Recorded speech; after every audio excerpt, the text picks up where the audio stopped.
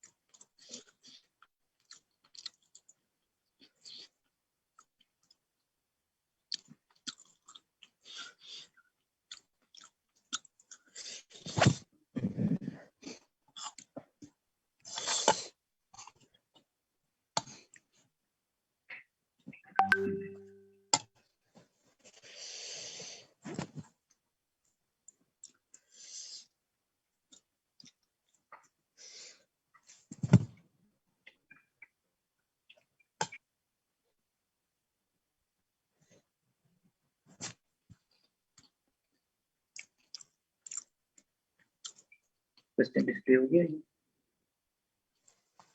ये जी। Weight loss इसका था। और तो ये वो चीजें हैं कि आप इजीली पिक कर लेते हैं।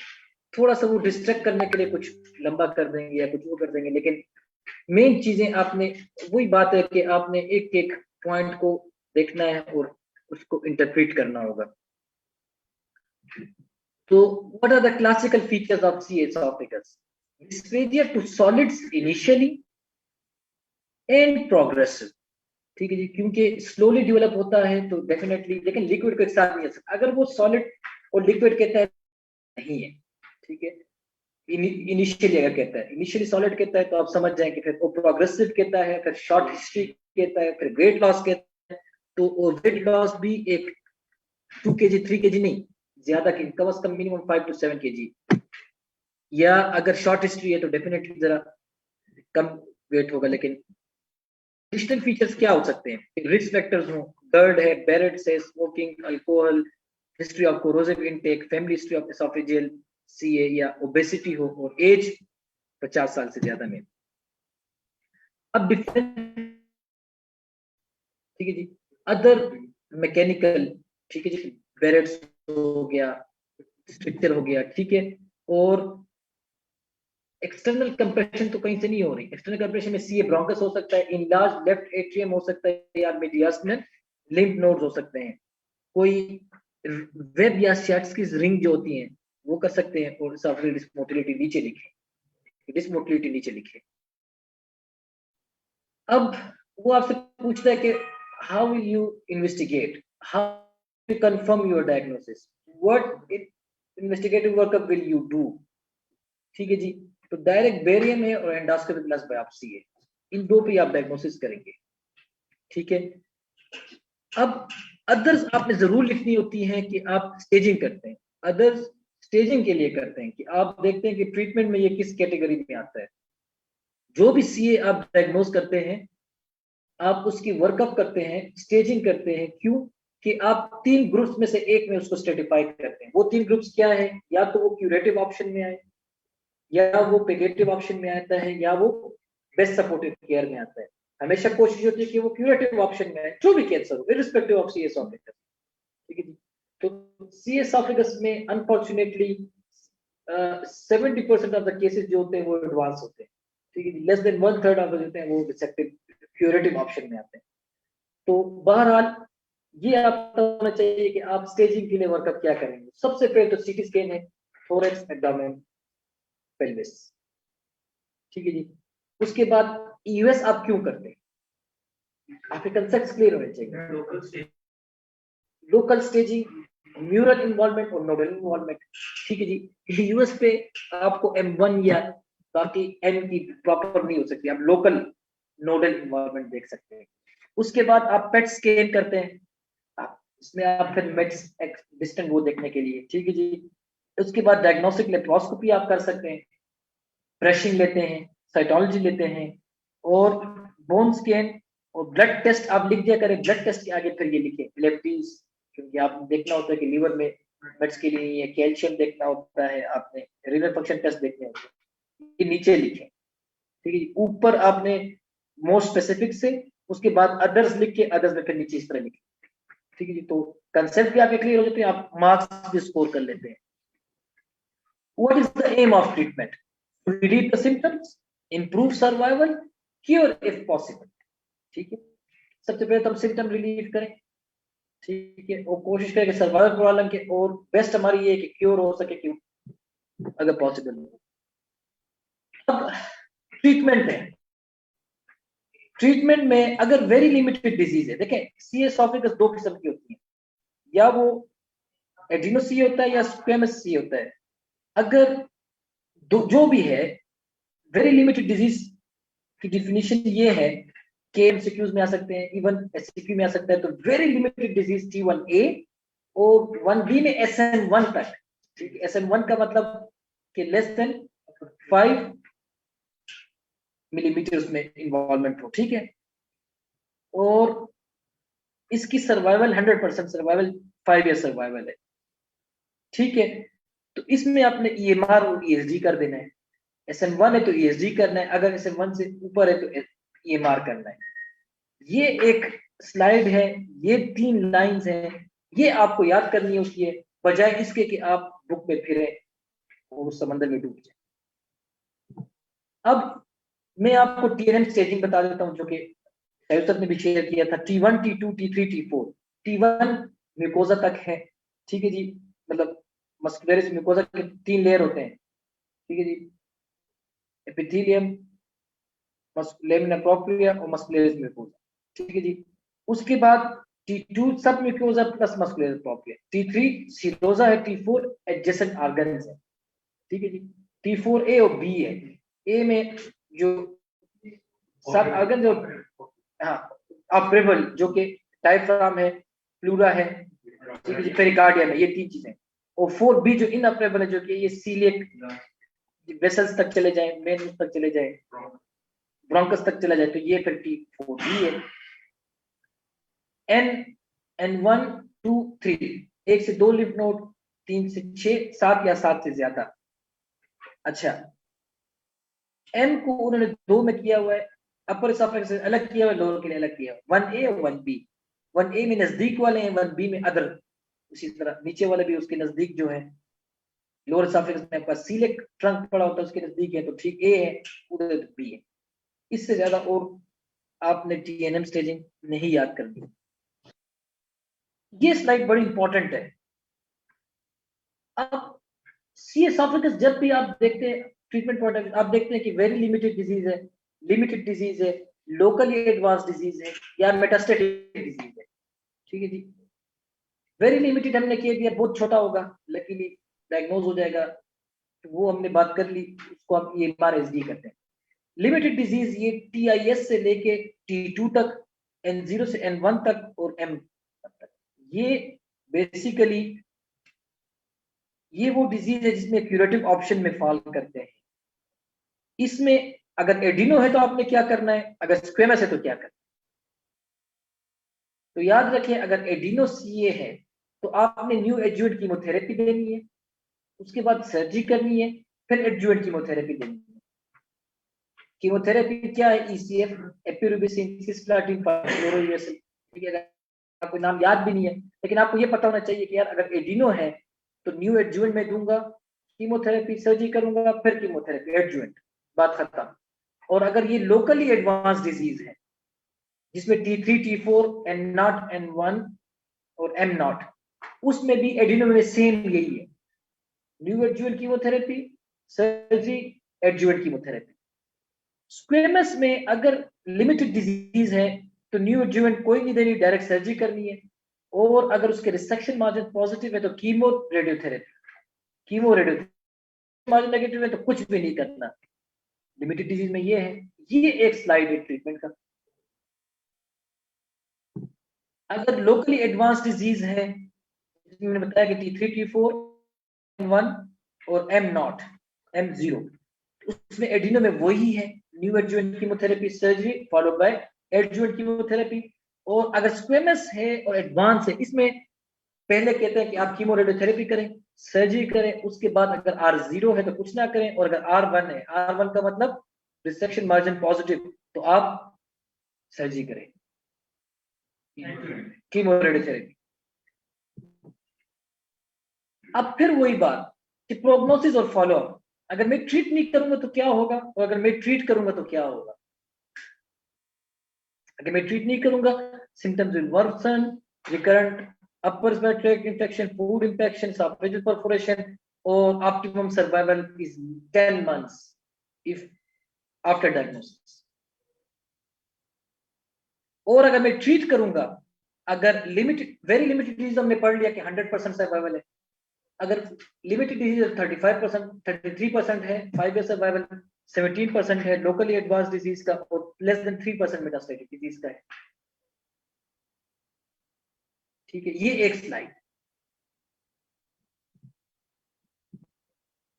सी एसोफेगस हमारा खत्म हो गया। आप मुझे बताएं कि मैंने क्या चीज कवर नहीं की सी एसोफेगस। कितने स्लाइड्स है, 7 है कि 8 स्लाइड? क्वेश्चंस करें, अभी डिस्कस करते हैं। कहने का ये मतलब है कि आप अपने लिए लाइफ, स्टडी लाइफ आसान करनी है। आप मुझे बताएं ना, सी एसोफेगस में क्या चीज छोड़ी। हमने पढ़ लिया कि उसको कैसे पिक करना है, उसका जनरल नॉलेज हमने पढ़ लिया, उसका कोर नॉलेज कि हम उसकी वर्कअप कैसे करेंगे, डायग्नोसिस के लिए क्या करेंगे, स्टेजिंग के लिए क्या करेंगे। हमने पढ़ लिया कि उसकी स्ट्रेटिफाई कैसे करेंगे, उसको वेरी लिमिटेड में, लिमिटेड में, लोकली एडवांस में, और मेटास्टेटिक में। वेरी लिमिटेड हमने क्या क्या आएगा, म्यूकोजा तक होगा, या सब म्यूकोजा में जाएगा लेकिन 5 मिलीमीटर तक, उससे ज्यादा नहीं। ठीक है जी, SM1, ठीक है जी, T1B SM1। तो उसमें हमने कहा कि यार आप EMR और ESG करें।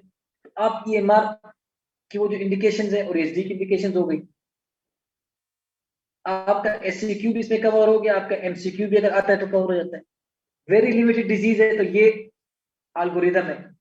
ठीक है, adeno squamous, adeno new adjuvant chemo surgery adjuvant. Squamous अगर वेरी लिमिटेड डिजीज है तो डायरेक्ट सर्जरी, और उसके बाद R1 या R0। अगर एडवांस डिजीज है, local advance disease, T3 T4। ठीक है, उसके बाद हमने ये करना है। अच्छा, उसके बाद प्रोग्नोसिस है, 2 लाइन में प्रोग्नोसिस याद करनी है। Very limited disease 100%, limited disease 33%, local advance 17%, metastatic disease less than 3%। तो हमारा सी एसोफेगस खत्म, इससे ज्यादा और कुछ भी नहीं है।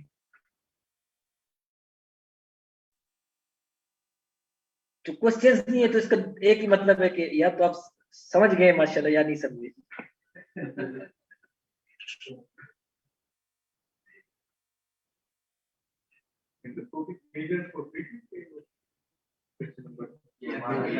वो देखिए, वो आ गया ना, EMR VSD आ गया ना।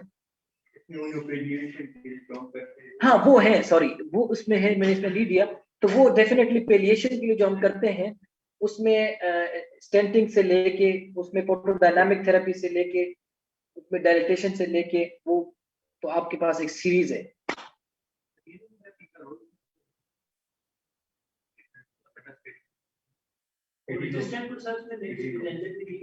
है नहीं, वो हर2 वाले को सीएस स्टमक में, इसमें भी है ट्रास्टोजुमाब, जो वो तो हर2 में बड़ा अच्छा का रोल है ट्रास्टोजुमाब का। हाँ, इसमो PD1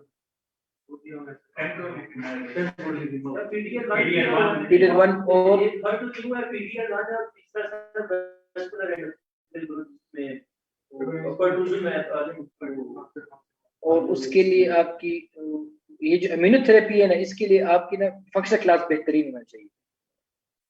ये ECF तो हल्के से होते हैं, तो उसमें आप वो कर सकते हैं, लेकिन इस पे भी ना आप बहुत ज्यादा एम्फेसिस ना, हाँ MCQ के लिए आ सकता है, लेकिन अगर ये आपको नहीं आते, वो आते तो फायदा नहीं है।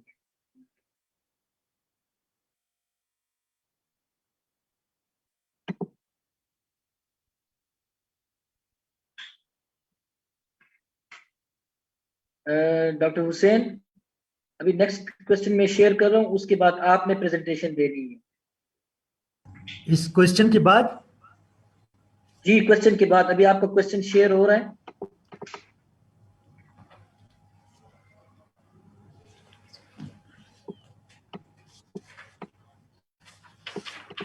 जी, क्वेश्चन शेयर हो चुका है, इस पे आप 10 मिनट ले लें, क्वेश्चन सॉल्व करें, उसके बाद फिर हम ये डिस्कस करेंगे।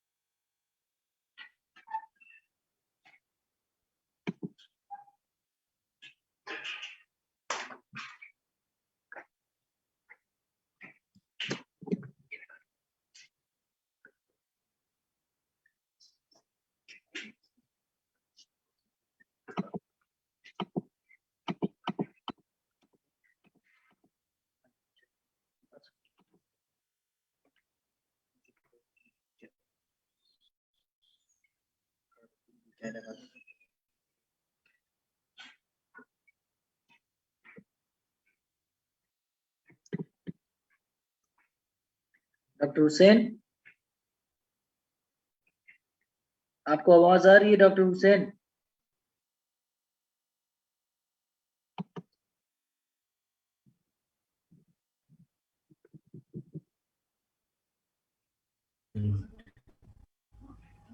हेलो, मेरी आवाज आ रही है आपको? जी डॉक्टर हुसैन, मेरे ख्याल में टाइम पूरा हो चुका है, मैं आपकी प्रेजेंटेशन लोड कर लेता हूँ। जी जी।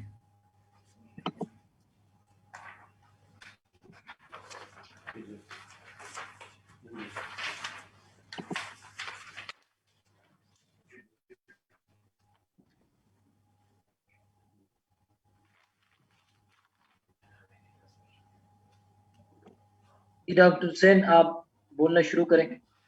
जी, अस्सलाम वालेकुम।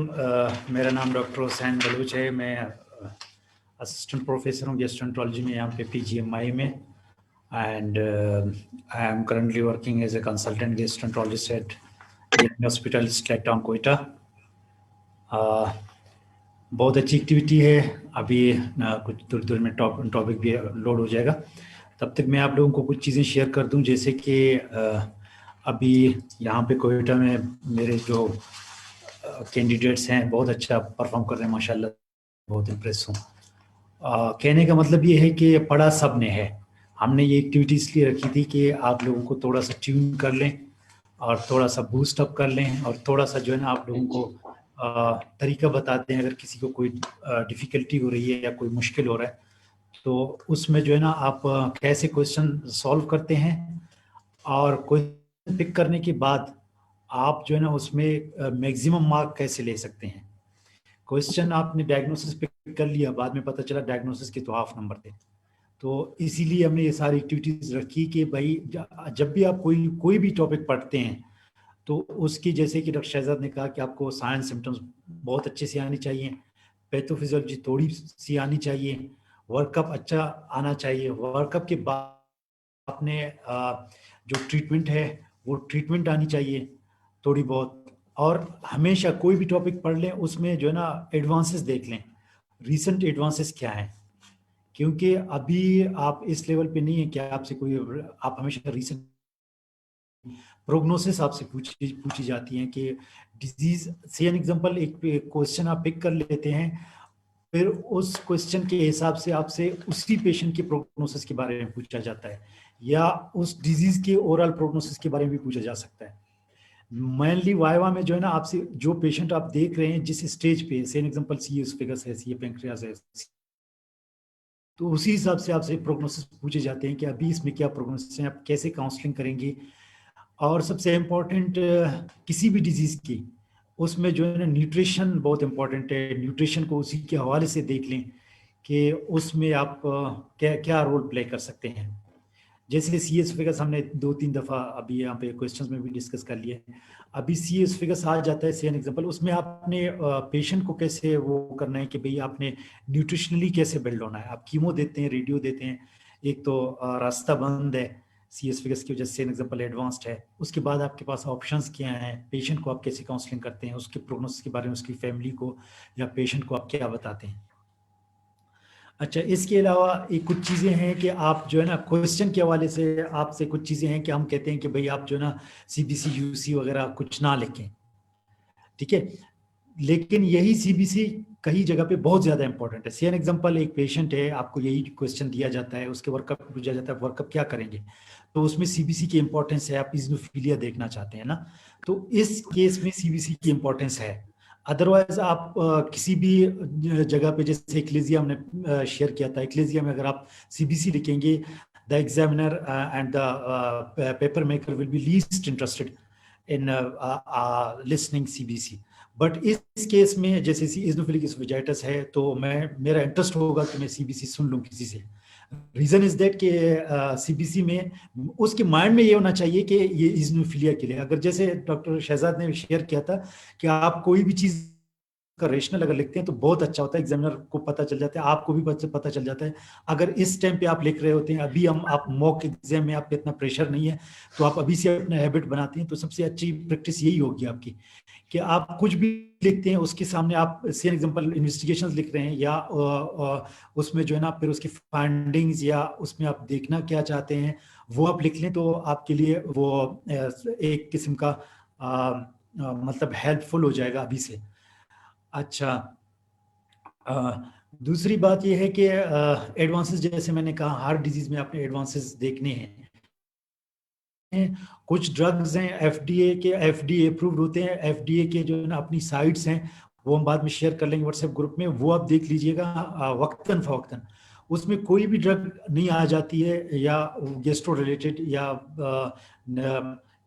ऐसे ट्यूमर का होता है जो कि गेस्ट्रो रिलेटेड ट्यूमर है, लाइक ऑन्को के टॉपिक में होगा, ऑन्कोलॉजी के, लेकिन वो सी एसफिगस से रिलेटेड है या सी पेंक्रियास से रिलेटेड है, कोलेंजियोकार्सिनोमा से रिलेटेड है, HCC से रिलेटेड है, तो उसको आप बहुत अच्छे से डिटेल से पढ़ लीजिएगा और उसके जो है ना वो साइड इफेक्ट्स और मैकेनिज्म ऑफ एक्शन और सब चीज़ें अच्छे से याद करके, क्योंकि एडवांसेस से हमेशा एक क्वेश्चन आता है, वो that could be a drug, that could be any आपका कोई भी प्रोसीजर भी हो सकता है। अच्छा, इसके अलावा जो है ना बाकी यही चीज़ें हैं कि आप एग्जाम के पॉइंट ऑफ व्यू से आप इनको वो कर लेते हैं।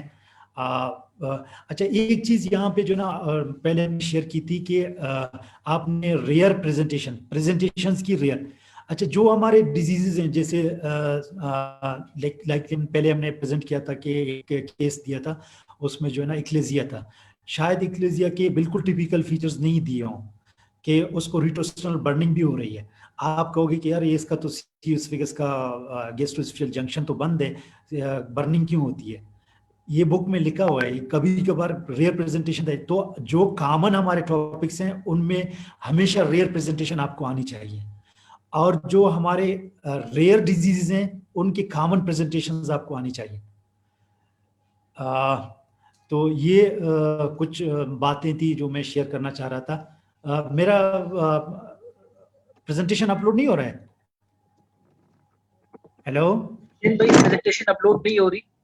अच्छा, यहाँ पे अपलोड हो रही है, लेकिन आप अपने स्क्रीन से कर सकते। ये मैं थोड़ी सी खैर मैं बात कर लूंगा, लेकिन नेक्स्ट में इंशाल्लाह नेक्स्ट मीटिंग में हम लोग ना इसको अच्छा, मैं यहाँ से अपना अपलोड कर सकता हूँ, मैं देख लेता हूँ यहाँ पे। आप कर लें, जरा ट्राई कर लें। नहीं, एक सेकंड मैं आपको व्हाट्सएप करता हूँ ना, ये आप उसमें शेयर कर दीजिएगा। एक सेकंड मैं यहाँ से भी अपलोड करता हूँ। हुसैन भाई स्क्रीन शेयर करवा लेना, जूम की स्क्रीन शेयर हो जाएगी तो फिर आप खोल सकते हो अपनी। शेयर करो। ये है ना शेयर स्क्रीन, होस्ट डिसेबल कर, होस्ट जो है ना उसने डिसेबल किया हुआ है। होस्ट आपको स्क्रीन शेयर करने का अगर एनेबल कर लेना फिर आप कर सकते हो। हो गया जी, ओके हो गया। तो जैसे क्या यहाँ पे तकरीबन सबने पिक कर लिया था question, classical features of eosinophilic esophagitis, that is the recurrent intermediate dysphagia to both solids and liquids, food infection के साथ प्रेजेंट करती है, and mean duration of symptoms before treatment is 4 to 6 months, history of asthma and other allergy and chest pain, upper abdomen pain more common in mails.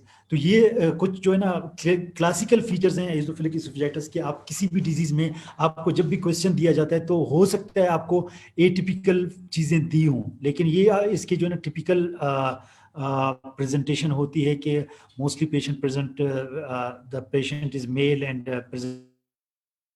complain of dysphagia to both solids and liquids and food infection mostly.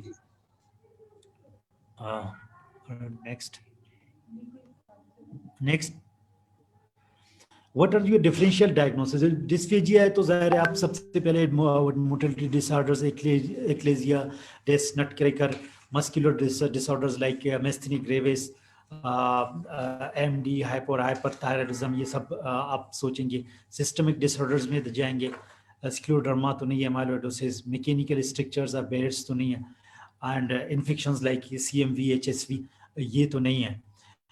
Mostly जो हम यहाँ पे तो mostly जो है ना motility disorders हमें ज़्यादा कॉमनली मिलते हैं, और इन्फेक्शंस, और इसके अलावा जो है ना गर्ड की फीचर्स के साथ भी यही प्रेजेंटेशन होती है।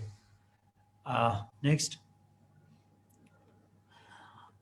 डायग्नोस्टिक क्राइटेरिया में कुछ चीज़ें और भी इजाफी हैं, लेकिन यहाँ पे जो हमने शेयर किया था, clinical symptoms of esophageal dysmotility to high dose PPI or normal PPI pH monitoring of at least 8 weeks, and biopsies more than 15 to 80 eosinophils high power field पे जो है ना आपको मिलते हैं।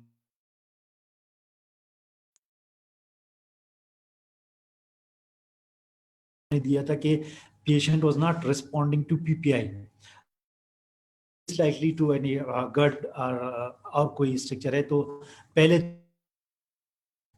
फुल रिस्पॉन्स नहीं है, तो इट मींस मोस्ट लाइकली ये जो ना इजोनोफिलिक एस्फिजियाइटिस की तरफ ही इशारा कर रहा है कि वो पीपीआई री नहीं है। अगर वो पीपीआई री होता या कोई और चीज होती या गर्ड होता तो दैट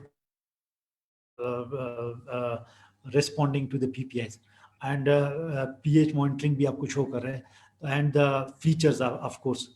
और आखिर में जो आप बायोप्सी लेते हैं, तो बायोप्सी में यहाँ पे कुछ चीज़ें और शेयर करनी थी कि उसमें आपने जो है ना गैस्ट्रिक और इजोनोफिलिक बायोप्सीज भी लेने हैं, ताकि आप वो जो है ना डिफरेंशिएट करें कि that is only eosinophilic esophagitis और this is eosinophilic gastroenteritis.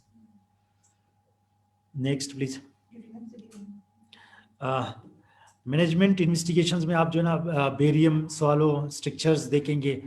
EGD में आपको ट्रिकुलाइजेशन मिलेगी, लीनियर फ्रोज मिलेंगे, white exudates, strictures, granularity, loss of VP biopsy. तो ये सारी चीजें आपको एंडोस्कोपिक जो पिक्चर है उसमें मिल सकती हैं। Trachealization is the typical finding mostly present in the patients, and we see it quite frequently. Next please. Others में जो है ना जो इन्वेस्टिगेशंस मैनेजमेंट इन्वेस्टिगेशंस में आप बेरियम सॉल्व ये हो गया था, तो सीबीसी का वही मैं कह रहा था कि आप जो है ना इजोनोफिलिक काउंट चेक करते हैं सीबीसी में, वही अगर इस तरह आप लिखें तो बेहतर रहेगा कि एग्जामिनर के भी माइंड में आ जाए। आईजी लेवल्स चेक करें, skin prick and skin patch test. Next please. Treatment में जैसे मैं बताया था कि पीपीआई को रिस्पॉन्ड नहीं करता, तो पहले initially we give PPIs mostly, and if the PPA there is no response or partial response, then we go to either to steroids or second option जो lifestyle modification है वो आ जाएगा। swallowed fluticasone to 200 to 400 microgram BD to QID दे सकते हैं। 75% response जो है ना होता है, resolution have been seen। lifelong treatment देनी है, ऑफ करेंगे तो recurrent symptoms हो सकते हैं। Next please. अच्छा, ट्रीटमेंट में इधर आप जो ना एलिमेंटल डाइट देंगे और जो ना स्टेरॉइड्स देंगे, इनमें से कोई एक टाइम पे एक ऑप्शन है आपके पास। ये जो काउ मिल्क अवॉइड करना है, soya, wheat, peanut, sea foods and egg, ये चीज़ें आपने अवॉइड करनी है। पीपीआई अपने बीडी डोज देना है, oral budesonide and systemic steroids are the other options after if there is no response, then stricture dilatation. If there is a stricture, then we go for the stricture dilatation too. Advanced treatments में ये आप चीजें ये जो screen है इस पे आप स्क्रीनशॉट ले लें, बहुत इंपॉर्टेंट है। ये आप अच्छे से देख लीजिएगा, डिटेल में देख लीजिएगा, एग्जाम पॉइंट ऑफ व्यू से बहुत इंपॉर्टेंट है। तो इसमें जो है ना ये जो न्यू ड्रग्स हैं, सोराप्लास्ट है, डुप्लूमेब है, मिपुलुजिमेब है, ये सब देख लीजिएगा और अच्छे से देख लीजिएगा। Next please. अच्छा, प्रोग्नोसिस एंड फॉलोअप में do not treat structure food infection, weight loss, malnutrition, esophageal perforation. Treat if successful treatment 25% to 40% of patients have relapse of symptoms. No case of esophageal stricture has been reported. इसमें जो है ना esophageal CA का कोई report नहीं हुआ है। अच्छा, इस वक्त जो है ना नेक्स्ट प्लीज। अच्छा, ये क्वेश्चन आ गया है। अच्छा, यहाँ पे मैं आपको ये मैसेज देना चाहता हूँ, इस वक्त जो है ना आप लोगों की नॉलेज सबसे अच्छी है, and because you people are studying and you people are in books, आप लोग जो ना इस वक्त कंसल्टेंट्स जो आपके इवन के जो हैं उनसे भी आपकी अच्छी तैयारी है, अच्छी पढ़ाई है। थोड़ा सा आपने पॉलिश करने की ज़रूरत है और थोड़ा सा जो है ना आप लोगों को कंटिन्यूटी दिखाने की ज़रूरत है, थोड़ा सा बूस्टअप होना है, अपने प्रेशर्स को सस्टेन रखना है हमेशा। एग्जाम के दौरान आपने जब भी अपना प्रेशर सस्टेन किया, यू आर पास। तो ये मेरी तरफ से छोटा सा मैसेज है आप लोगों के लिए कि कंटिन्यूटी आपने लानी है अपनी पढ़ाई में, और साथ में जो है ना अपने आप को हमेशा ट्यून करते रहना है। And you are the best currently. आप एकेडमिकली इस वक्त सबसे अच्छे हैं, ऐसे समझें। आप जो पास हो गया है मेरी तरह, शहजाद की तरह, या जो है ना बहुत पहले पास हो चुका है, जो पहले पास हो चुका है वो हमसे भी ज़्यादा ख़त्म है, जो हमारे लेवल के हैं वो भी तकरीबन आप लोग उससे उनसे भी अच्छे हो। तो इसीलिए आप लोग को थोड़ा सा ट्यून करती वो हमने ये सेशन रखा। आगे इंशाल्लाह हम आप लोगों से ताउन करते रहेंगे। शुक्रिया शहजाद भाई, मेरे ख्याल से इतना ही प्रेजेंटेशन काफ़ी है, बहुत ज़्यादा लेने की ज़रूरत नहीं है। बहुत शुक्रिया हुसैन भाई, बहुत शुक्रिया।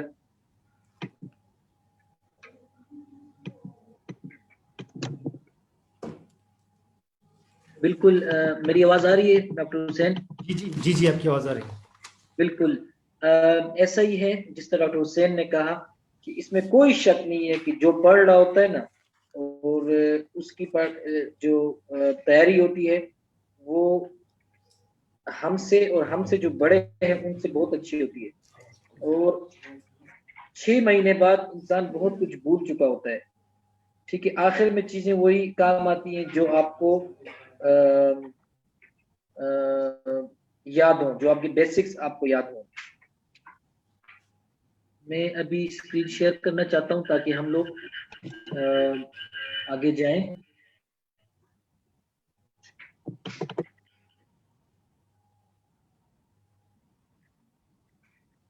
जी, ये हमारी आज की एक्टिविटी की लास्ट स्लाइड है।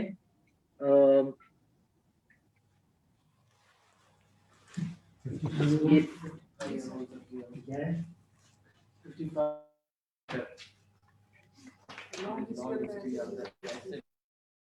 तो ओबीस बैंकर, ओबीस बैंकर, चलो obese banker, obese banker, obese banker, obese banker. मेरी बाकी सब कोलीग से गुजारिश है कि म्यूट कर दें, अपने अपने माइक म्यूट कर दें।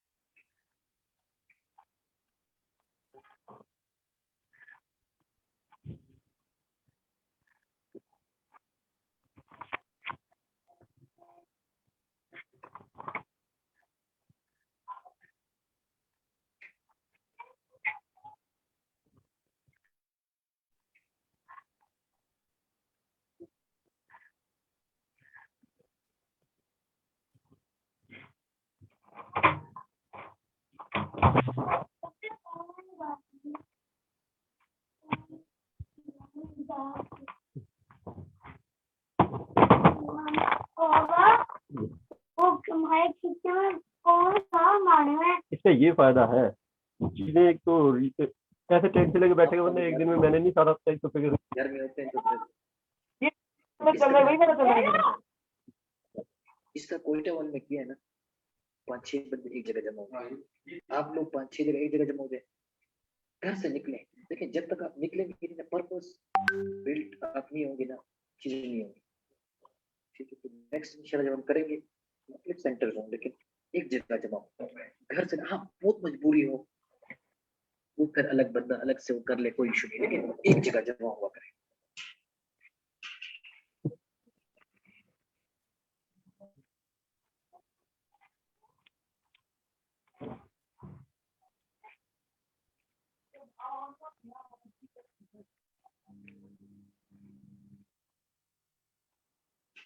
आप लोग रेडी हो जाए तो मुझे बताएं, फिर डिस्कस करते हैं।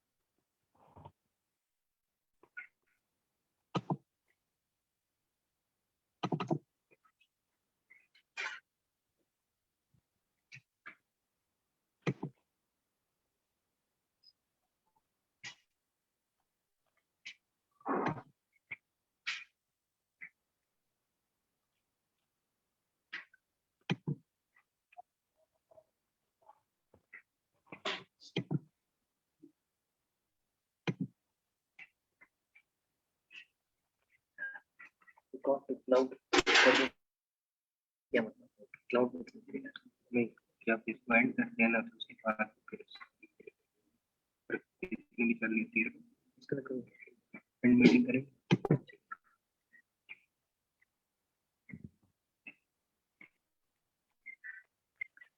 अच्छा जी, बिस्मिल्लाहिर्रहमानिर्रहीम। ये बहुत ही सिंपल सा सिनारियो था। इसमें मेन वो यही है कि एसोफेजियल स्ट्रक्चर पे थोड़ी सी आप लोगों को पढ़ा दूं।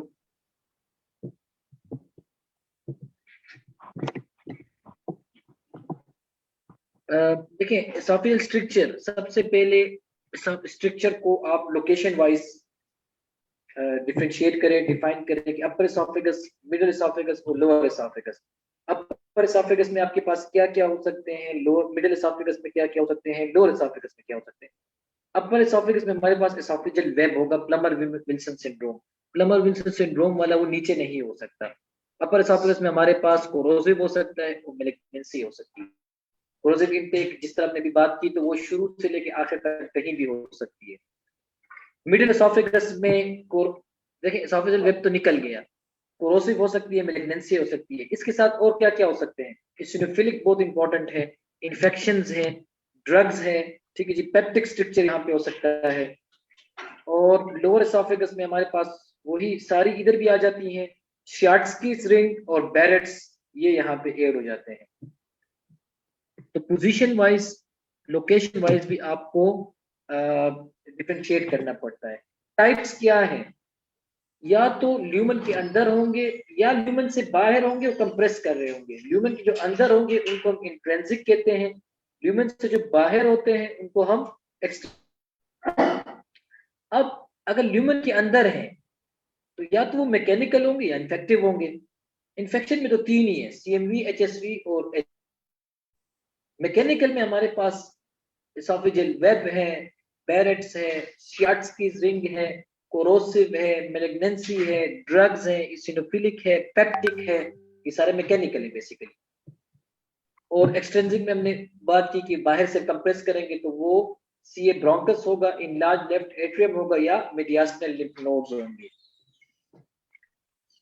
नेचर ऑफ स्ट्रक्चर, क्या ये स्ट्रक्चर सिंपल है या कॉम्प्लेक्स है? जिस तरह शाह यूसुफ ने बताया था, सिंपल स्ट्रक्चर आप उसको कहते हैं कि सिंगल हो, शॉर्ट हो, स्ट्रेट हो, ट्रेवर्सिबल हो।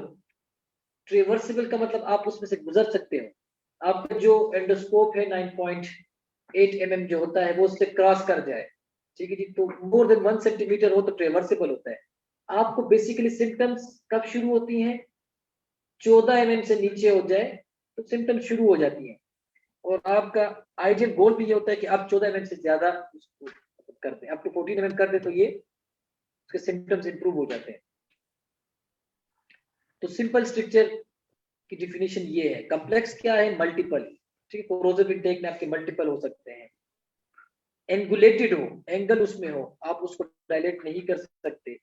इररेगुलर और टार्टुअस हो, मोर देन 1 सेंटीमीटर साइज हो, नॉन ट्रेवर्सिबल हो, ट्रेवर्स नहीं कर सकते, और उसका डायमीटर जो है, उसकी डायमीटर वो, ठीक है, तो ये कॉम्प्लेक्स स्ट्रक्चर्स में डिफिनेशन में आते हैं। अब ये बहुत इंपॉर्टेंट क्वेश्चन है कि आप how to differentiate benign stricture from malignant. आप सिटी प्लस बायोप्सी, सिटी कैसे? सिटी में आप मैलिग्नेंट को देख लेंगे कि यार कहीं बाहर तो नहीं गया, एडजेसेंट आर्गन्स तो नहीं पकड़े, ठीक है, कोई लिम्फ नोड्स तो नहीं है, ठीक है। और बायोप्सी आप टिश्यू डायग्नोसिस कर लेते हो। तो ये दो ही मेथड्स हैं जो कि आप स्ट्रक्चर को, ये अक्सर क्वेश्चन आता है, हमारा क्वेश्चन आया था कोलोनिक स्ट्रक्चर पे, उसमें जो मैंने वर्कअप लिखा था ना उसमें सीटी और सीईए था कि वो बिनाइन को मैलिग्नेंट से डिफरेंशिएट करने के, कि वो बिनाइन था, उसकी हिस्ट्री थी एनसेड लेने की हिस्ट्री थी, तो एनसेड की वजह से उसको स्ट्रक्चर बना था। लेकिन जो मेरी सुपरवाइजर ने वो पेपर चेक किया तो उसने वापस आके कहा कि सीईए और सीटी स्कैन सिर्फ इसलिए कि आपने रूल आउट तो करना होता है ना कि बिनाइन है कि मैलिग्नेंट है, तो स्ट्रक्चर को एक से डिफरेंशिएट करने के सीटी स्कैन प्लस बायोप्सी। अब ट्रीटमेंट मेडिकल है, एंडोस्कोपिक है और सर्जरी है। मेडिकल क्या है जी? आप prolong and double dose PPI देते हैं और कॉज को ट्रीट करते हैं। अगर इन्फेक्शन है तो इन्फेक्शन को ट्रीट करते हैं, इसिनोफिल है तो इसिनोफिलिया, इसिनोफिलिक एसोफेजाइटिस को ट्रीट करते हैं कि आप ट्रॉपिकल को दे देते हैं, प्लमर विंसन सिंड्रोम है तो आयरन देते हैं, शर्ट्सकीज रिंग है तो आप उसको डायलेट कर लेते हैं। एंडोस्कोपिक क्या है जी? एंडोस्कोपिक आपके pass through the scope dilatation है और सेवरेट डायलेटेशन। थ्रू द स्कोप का मतलब कि स्कोप के अंदर से, वर्किंग चैनल से अंदर जाके फिर आगे जाके वो बैलून जो होता है वो हम इन्फ्लेट करते हैं, उससे हम स्ट्रक्चर को डायलेट करते हैं। और सेवरी आप लोग देखे होंगे, सेवरी लंबे से होते हैं और इसमें 9 mm जी 7 mm से लेके, हाँ ठीक है, और फिर फ्रेंच में आप 3 पे मल्टीप्लाई करते जाते हैं, 18 mm तक आपकी आखिरी होती है और 18 mm 54 फ्रेंच, ये आपकी आखिरी वो होती है, ठीक है। इसके अलावा एंडोस्कोपी में हमारे पास सेम्स है और सेप्स है। सेप्स हमने भी बात की कि सेल्फ एक्सपेंडिंग प्लास्टिक स्टेंट है और स्टीरॉयड इंजेक्शन है, ये भी बात करेंगे, और सर्जरी है आखिर में। अब रूल ऑफ 3 फॉर डायलेटेशन, वो क्या है जी? कि dilate A total of 3 times in one session. एक सेशन में 3 टाइम तक, मतलब आपने 7 से किया, 9 से किया, 11 पे गए, बस इससे आगे नहीं जाना। और not more than 3 dilators of size, ये जो भी हमने बात की। और repeat the session 2 to 3 weekly. और एंड पॉइंट क्या है जी? एंड पॉइंट आपका है कि आपका ल्यूमेन डायमीटर जो है वो 14 to 18 mm हो जाए एसोफेगस का, और PPI for control of reflux, क्योंकि जब आप डायलेट करेंगे उसके बाद रिफ्लक्स सिम्टम शुरू हो जाएंगे। ये बहुत इंपॉर्टेंट है। जब तक आपको अपनी लिमिटेशंस पता नहीं होंगी कि कंट्राइंडिकेशंस क्या है डायलेटेशन के लिए, तब तक आप आगे नहीं बढ़ सकते। सबसे पहला ये है ना कि अनफिट फॉर सर्जरी। अगर पेशेंट सर्जरी के लिए फिट ही नहीं है, उसको किसी वजह से भी, एज ज्यादा है या जो, उनको आपने डायलेट नहीं करना होता, क्योंकि डायलेटेशन के साथ परफोरेशन का खतरा है। आप उसको इमरजेंसी वो लेके जाएंगे। उससे अच्छा कि आप डायलेट ना करें, आप उसमें कुछ और चीजें कर दें, ठीक है, आप उसमें स्टेंट डाल दें। Severe cardiopulmonary disease, long structure हो, 5 सेंटीमीटर से बड़ा हो, आप नहीं कर सकते, ठीक है। कोरोसिव में लॉन्ग स्ट्रक्चर होते हैं, ठीक है। इसनोफिलिक सबजूनिस में लॉन्ग स्ट्रक्चर होते हैं। मल्टीपल हो, ठीक है, तब भी आप डायलेट नहीं कर सकते। अनफिट ऑफ सर्जरी हमने बता दी। ब्लीडिंग डिसऑर्डर हो या एसोफेजियल परफोरेशन हो, तब भी आपने डायलेटेशन नहीं करनी। What are the complications of oesophageal dilatation, ये आपको पता होना चाहिए कि पेन और डिस्कम्फर्ट फौरन होगा, परफोरेशन हो सकती है, ब्लीडिंग हो सकती है, सेप्सिस, इन्फेक्शन, फीवर, मीडियास्टिनस, बैक्टीरिया, ये सारे हो सकते हैं। और एंडोस्कोपी की अपने जो कॉम्प्लिकेशन है कि एस्पिरेशन निमोनिया, एरिथमियास और कार्डियक फेलियर, कार्डियक एरिथमियास और रेस्पिरेटरी फेलियर, ठीक है जी। क्योंकि रेस्पिरेटरी फेलियर में कभी सिडेशन ज्यादा हो जाए तो रेस्पिरेटरी फेलियर में जाते हैं। ये भी डॉक्टर शाइस्तफ ने बताया था कि रिफ्लेक्टिव स्ट्रक्चर किसको कहते हैं, कि आप 5 से ज्यादा दफा एवरी 2 to 3 वीक की डायलेट करते जाएं और आप तो इस टाइम पे आप हाथ उठा लेते हैं कि ये रिफ्लेक्टिव स्ट्रक्चर है, ठीक है।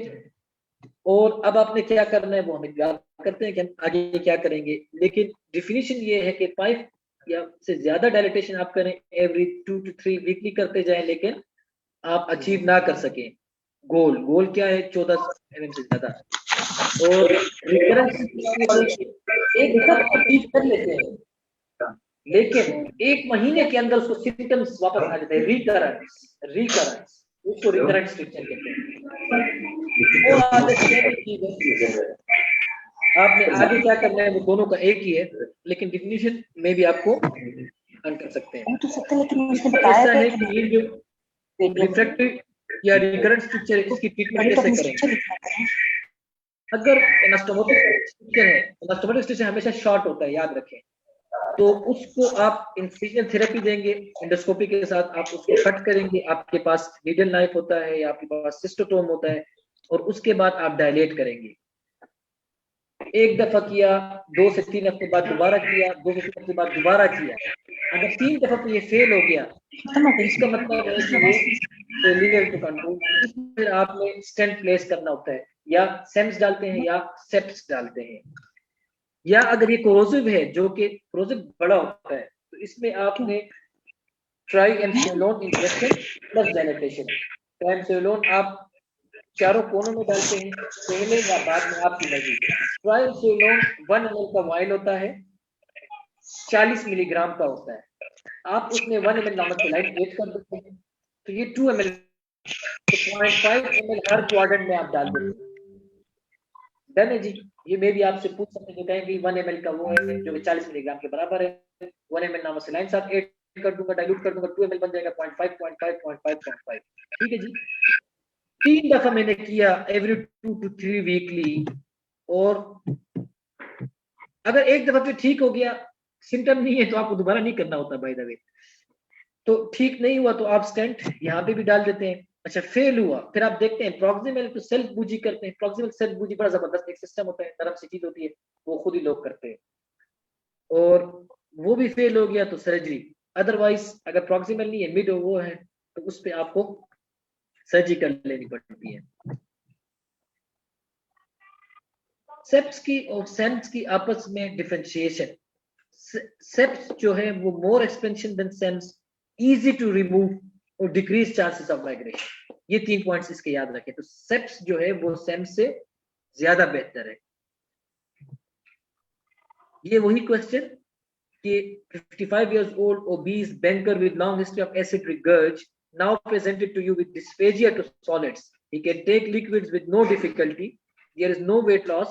Barium shows narrowing at the distal stricture, the distal esophagus. ठीक है, तो what are the DDs? How will you further investigate?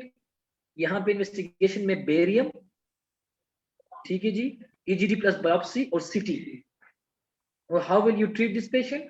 देखें, एज 55 years old है, ठीक है जी, पेप्टिक स्ट्रक्चर है, ठीक है, तो मैं कहूंगा PPI, ठीक है जी, यू बाद में लिख लेंगे, पहले हम PPI वो डायलेटेशन, सेवरी डायलेटेशन ब्रैकेट में मैं लिखूंगा every 2 to 3 weekly with 3 increasing size per session, ठीक है। और उसके बाद फिर मैं नीचे लिखूंगा कि मॉडिफिकेशन, और इफ मैं लिखूंगा कि साथ साथ ये लिख दूंगा कि इसके साथ ट्रीट नहीं होगा तो फिर मैं आगे, अगर 3 दफा उससे रिकरेंट हो, इफ रिकरेंट या if refractory stent, and for 12 to 16 weeks, and if still resistant या रिकरेंट सर्जरी। इस तरह करके आपने लिख लेना है। देखिए, बल्कि उसने खुद नीचे क्वेश्चन दिया हुआ है कि if resistant to treatment how will you proceed. अब यहाँ पे वो आपका कंसेप्ट चेक कर रहा है कि आप कैसे, तो आपने फिर ये बता देना है, ठीक है। वो जो हमने यस उस इंस्टेंट से पहले ट्राइमसोलोन इंजेक्शन का डायलेटेशन 3 टाइम, ठीक है जी, वो रिफ्रैक्टरी की आपसे, तो ये एक जो वो एल्गोरिदम है, ये बहुत इंपॉर्टेंट है। ये हम वैसे भी सारे प्रेजेंटेशन शेयर करेंगे, तो ये आप लोगों ने अपने पास लिख के याद करने हैं। इसके साथ हमारी आज की एकेडमिक एक्टिविटी खत्म होती है। और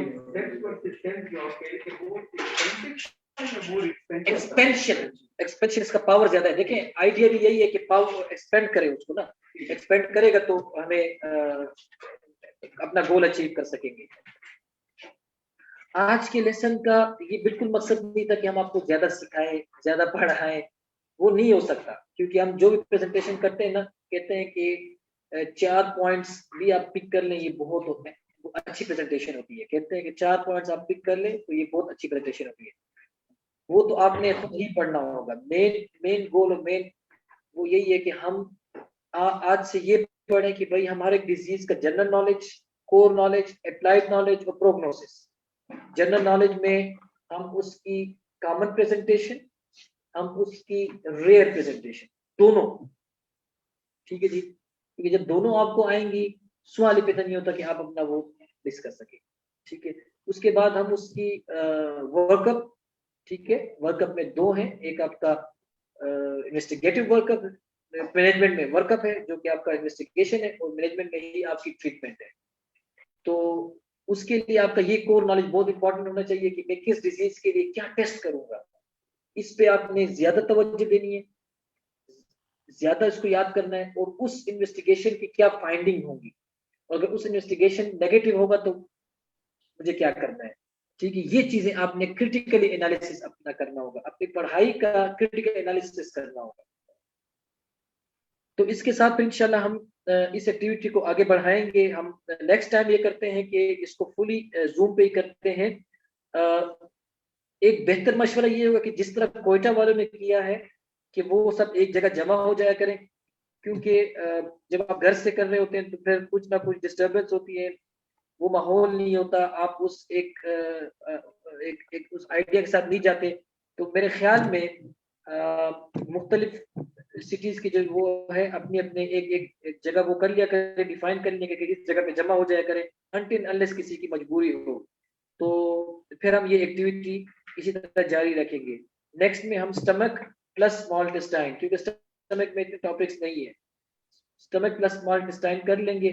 और उसमें हम सारे प्रेजेंटर से भी यही कहेंगे कि प्रेजेंटेशन को इसी तरह सिंपल से सिंपल रखें। आप लोगों की क्या फीडबैक है कि प्रेजेंटेशन टारगेटेड होनी चाहिए? एग्जैक्टली। देखें, ये एग्जाम भी है और ये आपके लिए प्रोफेशनल लाइफ में भी यही है। ये हुसैन भाई मेरी बात को सेकंड करेंगे, जिस तरह हुसैन ने ये बात की, इन्होंने भी यही पॉइंट क्लिक किया था, और ये भी आजकल प्रैक्टिस करते हैं। इनको प्रैक्टिस में यही चीजें आपको फायदा देंगी। अभी तो मैंने आपको कहा ना कि कोई भी आपको नहीं रोक सकता, ध्यान आपका पास होगा, आज नहीं तो अगला साल, अगला नहीं तो अगला साल, कोई टेंशन नहीं, अल्लाह ने वो लिखा हुआ है ना, मेरे आपके इख्तियार में नहीं है, ठीक है जी। ये इस नियत से जाए। खतीब भाई को देखे ना, सबसे पॉजिटिव, मैं अपने आप को पॉजिटिव, उससे जब मैं मिला ना, कहता कोई बात नहीं, फिर पढ़ लेंगे, फिर सीख लेंगे, ठीक है, इसी तरह पॉजिटिव लेता था वो, ठीक है। तो कहने का ये मतलब है कि पास तो आप होंगे, लेकिन मैं आपको बात बताऊं, यार 10 में से 9 लड़के मेरे से देखे पास है, वो कंसेप्ट नहीं है। पेशेंट आता है ना, कंफ्यूज होते हैं, ठीक है जी। मैं अपनी वो नहीं कर रहा कि मुझे बहुत आता है, नहीं, लेकिन बस जो आता है सही आता है, ठीक है। पेशेंट आता है ना तो कम मैंने उसको वो किया होता है, तो जाते वक्त कहता है कि यार डॉक्टर साहब आपने हमें इतना टाइम दिया, इतने वो कि लोग तो नहीं देते, लेकिन वो लोग लोगों की हमारी अपनी कहने का ये मतलब है कि आप पास तो हो जाएंगे, उसके बाद आपकी जो लाइफ है ना वो इम्पोर्टेंट भी है, वो आपकी प्रोडक्टिव भी है, वो आपकी लॉन्ग भी है। उसके लिए अभी आपने नहीं पढ़ा ना, दोबारा आप नहीं पढ़ सकते मेरे को। दोबारा आप क्या पढ़ेंगे? आप रिसेंट एडवांसेस पढ़ेंगे, दोबारा आप चीजें सीख रहे होंगे, दोबारा आप ये कर रहे होंगे कि यार कोई टेस्ट नहीं होगा तो मैं किस तरह करूंगा, ये टेस्ट कहाँ से करूंगा, ये कैसे करूंगा, ये सब वो आप उस वक्त सीख रहे होंगे। आपके अभी सीखने के बहुत गुण हैं, लेकिन अगर बेसिक आपकी गलत है फिर आप ना वो सीख पाएंगे ना ये सीख पाएंगे। तो आज आपने जाके वापस जाके पहले तो एसोफेगस के टॉपिक्स कर ले, अगर आपको इसी तरह कर ले जिस तरह मैंने बताया है, 2-3 दिन में हो जाएगा, ज्यादा नहीं। ये क्या है यार, अगर हम अपने टॉपिक्स पे जल्दी खत्म कर दिए आप बैठ के कर लेंगे, ठीक है जी। आप तो इसी मकसद के लिए आए हुए हैं ना, तो जॉब्स किसी ने छुट्टियां ली हुई है, किसी ने विदाउट पे ली हुई है, कोई क्लिनिक बंद कर चुका है, तो इस तरीके से वो कर लेंगे। और फिर वाइवा की, फिर वाइवा में आपको यही हेल्प करेगा, लेकिन उसकी और चीजें हैं वो फिर फोरम कर लेंगे। एमसीक्यूज की मैं गारंटी नहीं दे सकता, एमसीक्यूज किसी भी तरह आ सकते हैं, एमसीक्यूज में इंसिडेंस भी आता है, ठीक है। हालांकि इंसिडेंस आप एससीक्यू में होता है ना, एक इंसिडेंस का कोई क्वेश्चन है, जेंडर प्रीवेलेंस का आ सकता है कि किस जेंडर में कौन सा वो है, ठीक है जी। तो अब वो उसके लिए आपको फिर एमसीक्यूज आपकी अपनी वो है। एससीक्यूज में अगर आप इस उससे गए ना तो अल्हम्दुलिल्लाह आप एससीक्यूज में मार नहीं खाएंगे,